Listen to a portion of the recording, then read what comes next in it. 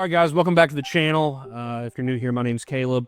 The first episode of a new series we're starting on some mid-20th century handguns, World War I, World War II. I've got a selection of them out here on the table I'm going to share with you, and then as we move forward, we're going to dive deep into specific countries, specific models. But this is just kind of a little spread of some stuff that I had readily available on hand to share with you all. Number one, you all saw the short with my 1911A1, 1943 Remington Rand. Clear. This is a CMP 1911, like I said, made in 43. It's bracketed on both sides by guns that went to the U.S. Marine Corps. Fairly safe to say that this is a USMC gun, serialized in U.S. military records in Japan and South Vietnam. It's been around and been there, done that, but it's in great shape. It's a great shooter. Yeah, there's this thing. We will go more into this when it's time for our U.S. handguns video, but that's that. Super neat Webley Mark IV, top break, 38 Smith & Wesson. British used these in World War II. Commonwealth used these in World War II, along with their Enfield series revolvers, which is basically just a ripoff of this. Super cool gun, super fun to shoot. But this specific one is actually Singapore Police Force marked here on the, we can maybe get a close-up of that, but it's SPF marked right here on the back strap.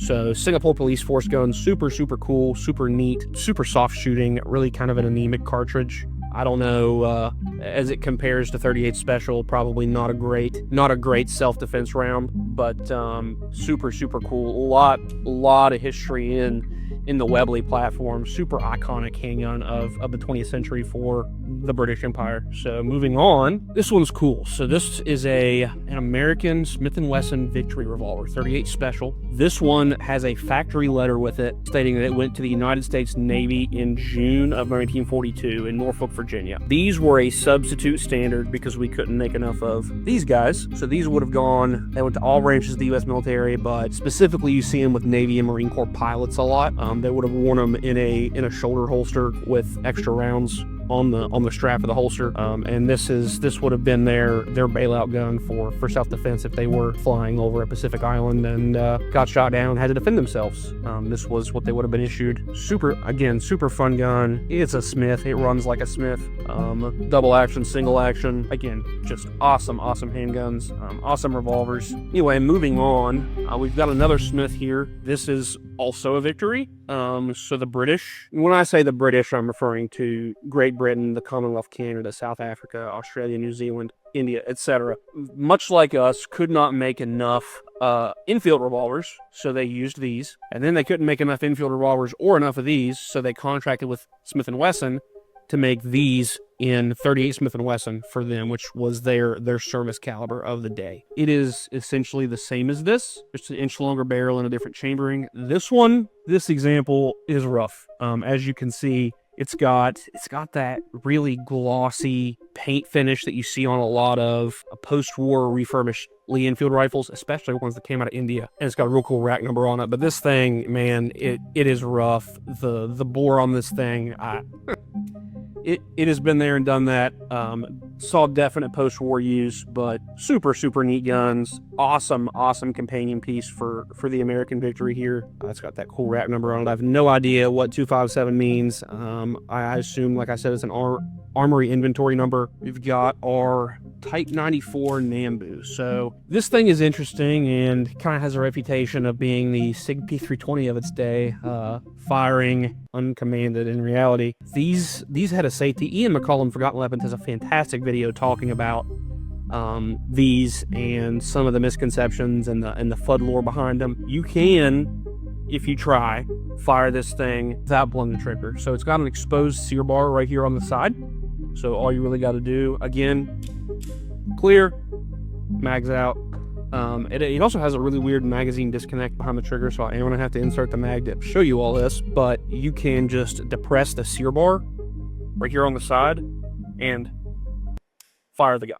So that what you just heard was the striker dropping. These things had a reputation of being surrender guns. A Japanese soldier could take out one last American and hand them the gun this way and press down on the sear and fire it. Could it have happened? Sure. Again, I'm not going to rip off Ian McCollum. He's got a fantastic video on the subject. Essentially, when these guns were designed, Imperial Japan wasn't surrendering to anyone or planning to. That's just straight up fun war. Super cool guns.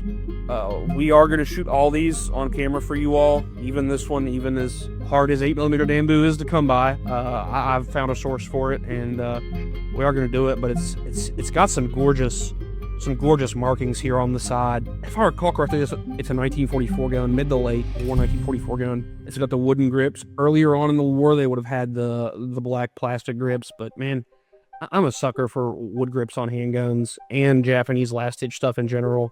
So last-ditch late war. So wood grips on this one. It does match the aesthetic and the finish of the gun. Again, super cool. I have loved military history, specifically World War II. When I was 13, like most military firearm collectors, I got a Mosin Nagant. That's like everybody's first one. Still have it. And it was basically a snowball effect from there. I got one Mosin, then I got a couple more, then I started getting Enfields, and then all of a sudden I had all these guns. I was thinking the other day, if 13-year-old me could see the guns I have now, he would be tickled pink. From a young age, I was a Civil War reenactor for a very long time. Kind of took a step away from that as I got older and I started my career in public safety. Getting back into it now slowly with World War II reenacting. A lot of fun, a lot of really cool stuff I'm going to be able to show you guys. Lots of really cool stuff. Like I said, we are going to shoot these on camera for you all, probably in a part 2 video. And I've got more guns that I want to go over with you too. Working on acquiring some more things. I've got some belt-fed stuff coming, potentially some transferable stuff that I'd like to work on getting on the channel to share with you all. Of these 5 on the table, what am I the most fond of? I love the 1911. You're seeing a lot of young people get in 1911s now. Slowly. It's kind of a niche. Austin Duckworth, these fantastic videos on the 1911 with old legends like Ken Hackathorn. I love a 1911, but probably not. My favorite of the spread on the table would probably have to be this Victory, just because of the U.S. Navy provenance. So what this is it's essentially a Smith & Wesson military and police revolver, which would become a Model 10 in the 50s later. These guns are ubiquitous all through the 20th century as COF guns, criminal guns, military guns. We used them. The Commonwealth used them. There were Spanish S&W clones of these that were used by all kinds of people. In fact, Hermann Goering, the notorious number 2 of Adolf Hitler in Nazi Germany, head of their Air Force, when he was captured by U.S. troops at the end of the war in 45, was he carrying a Luger or a Walther P-38? No, one of these.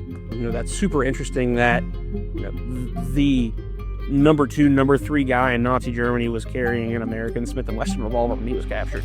But that's all for today. I hope you all enjoyed. If you liked it, like, subscribe, share. If there's any questions, just comment, just PM. We're always happy to answer.